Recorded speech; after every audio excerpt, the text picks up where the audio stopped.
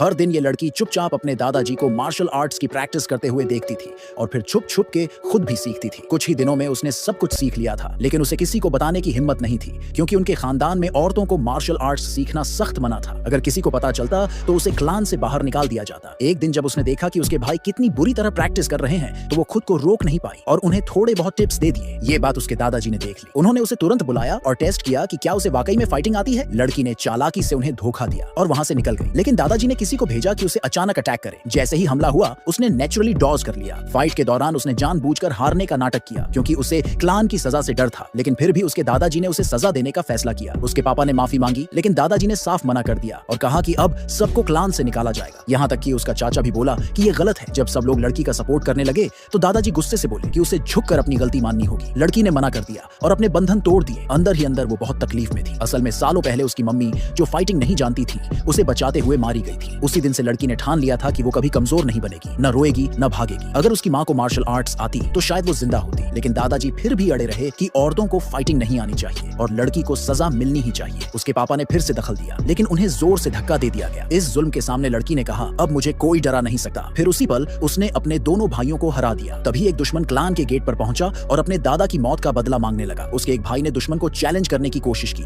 लेकिन जल्दी ही हार गया। तब दुश्मन ने नया चैलेंज दिया, अगर दादाजी हारते हैं तो पूरा क्लान बाहर निकाल दिया जाएगा। दादाजी को पूरा भरोसा था, उन्होंने चैलेंज एक्सेप्ट कर लिया। फाइट के दौरान दुश्मन का बेटा सबको उकसाने लगा, बोलते हुए कि जो भी उससे हारेगा उसे जिंदगी भर मार्शल आर्ट्स करने का हक नहीं मिलेगा। लड़की सामने आना चाहती थी, लेकिन दादाजी ने उसे बहुत बुरी तरह झिड़क दिया और कहा कि वो फैमिली के लायक ही नहीं है। उसकी बातों से लड़की का दिल टूट गया। फिर उसका भाई रिंग में गया, लेकिन फिर से हार गया। अब तो दुश्मन इतना कॉन्फिडेंट हो गया कि बोला, एक नहीं दो लोग आओ एक साथ, लेकिन फिर भी वो दोनों आराम से हार गए। फिर लड़की का चाचा भी आगे आया, लेकिन वो भी कुछ सेकंड्स में हार गया। अब दुश्मन के बेटे ने डिमांड की कि दादाजी उसके सामने घुटने टेके। लड़की ये बेइज्जती देख नहीं पाई और बोली कि वो लड़ाई लड़ेगी। गुस्से में दादाजी ने उसे एक थप्पड़ मारा और कहा कि अब वो क्लान छोड़ दे, लेकिन लड़की को नहीं पता था कि उसके दादाजी अंदर से उसकी माँ की मौत का गिल्ट लेकर जी रहे थे और उन्होंने वादा किया था कि वो अपनी पोती और दामाद को प्रोटेक्ट करेंगे। अब खुद दादाजी ने दुश्मन को चैलेंज किया। थोड़ी देर तक उन्होंने अच्छे से फाइट की, लेकिन उम्र और बॉडी की हालत की वजह से हार गए। जब सब लोग उनकी तरफ भागे तो उन्होंने अपनी पोती से कहा, भाग जा। तभी लड़की को समझ आया कि दादाजी ने उसे दूर रखने की कोशिश इसलिए की थी ताकि वो उसे बचा सके। दुश्मन का बेटा अब सबको मजबूर करने लगा कि उसके सामने झुको। शॉकिंगली